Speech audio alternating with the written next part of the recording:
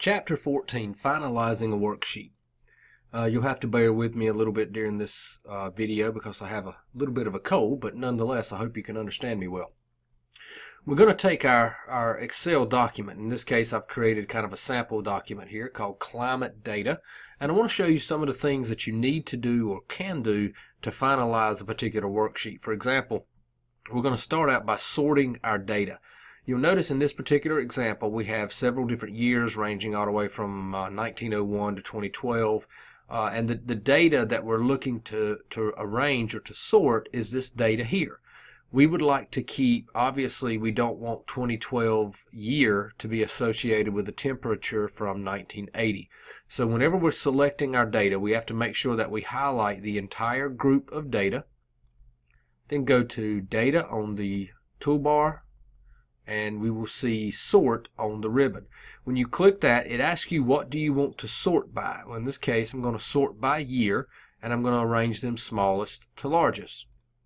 That will automatically rearrange our data so that 1901 is first, 34 is second, 2012 is last. That's one way that I can arrange my data. But let's say I needed the data listed from coolest to hottest temperature. Well, I could come back in here and I'm going to sort not by year but by temperature from smallest to largest, and you'll notice it rearranges my data with 74.31 first and 79.15 last. So that's just one way that you can go about sorting your data. Filtering your data is basically the ability to focus on a specific subset. So whenever you're under the same data section on the ribbon, when you click on Filter, Filter will give you the ability, you'll notice these little drop down boxes are here now, it'll give you the ability to sort a particular column or to include or exclude a particular column, and if you have custom colors set you can also sort them, or filter those as well. Well, I'm pretty sure I have good spelling in my document, but maybe I don't. I want to check my spelling. I can obviously do that just like I would in Word or any other of my Office products. I can go to Review and I can check my spelling. I can use the thesaurus. I can translate, add comments, and do things such as that. Part of finalizing my worksheet. If you'll notice in your textbook on page 217, it talks about controlling the page layout. Now right now you can't see it because I'm using just standard, regular Microsoft Excel view. But if I go to page layout, this is what my document would look like when I printed it. Now right now you'll notice that the grid lines are light gray. That's important because as of now I do not have my printing set up to print the actual grid marks. So to do that, I would want to come into my page layout.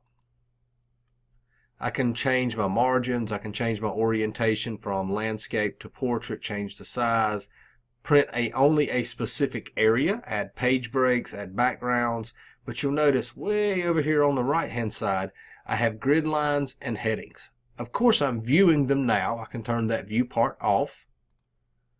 But when I print, I want those grid lines to print as well. So if I come in here and do a print preview, you'll notice that the grid lines are showing up as they should. So this is just one of the many ways, some of the things that you can do to finalize a document.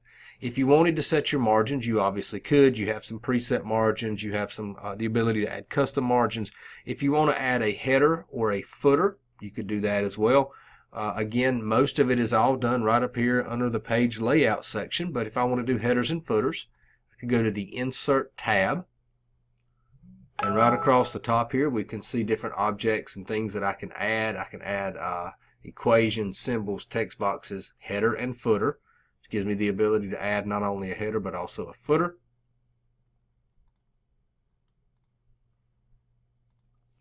And as I'm moving along, some of the other things I may want to do is to print my output. We've already discussed that. Set up a multi-page worksheet. So I have one particular sheet and I want it to cover across multiple pages. That's pretty straightforward. To do that, go back to your page layout. Let me get off of the header and footer. Go back to your page layout and you have the ability to print tiles. that would allow you to basically have sections, each page a particular piece of the sheet. And then moving right along from that, I can print the worksheet and I have other output options. One of the things that I use quite often whenever I'm using Excel, and this is not something that's really covered in your textbook, but it's something I feel like is important. When I'm using Excel, a lot of times I will print the Excel document. Maybe I want to keep it in digital format, but I want it to be uneditable. I will most often print and, I will save as, and instead of saving it as your typical XLSX document, I'll save it as a PDF document. That way it still has the grid lines. It looks like a printed sheet of paper. It's electronic, but it's uneditable.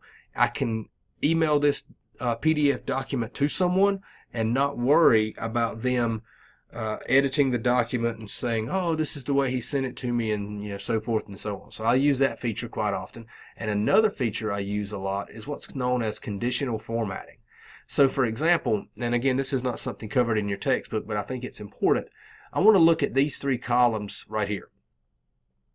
Specifically, I want to look at column C. Column C is my temperature column. I can add what's called conditional formatting and tell it to highlight certain cells that have a value, let's say less than 75.00.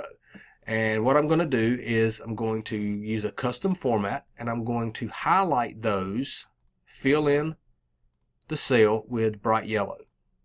So when I click OK, now you'll notice, of course, all of this was already highlighted. I shouldn't have done that. Instead, I should have just chosen the cells that I was interested in. Let me go back to my formatting. Less than, and like I said, I'm going to choose 75.00 and I'm going to make it highlighted in yellow. And now you'll notice that it will highlight those that are below 75. Well, I could do the exact same thing again and only highlight those that are above 76.5 or something like that. So I have this ability to use conditional formatting. I like this for several reasons. It gives me the ability to quickly and easily mark specific cells in an Excel document. Plus, once you have those marked, then you can come back over here to your filtering. Under data, you can come to your filtering and only show those that are highlighted.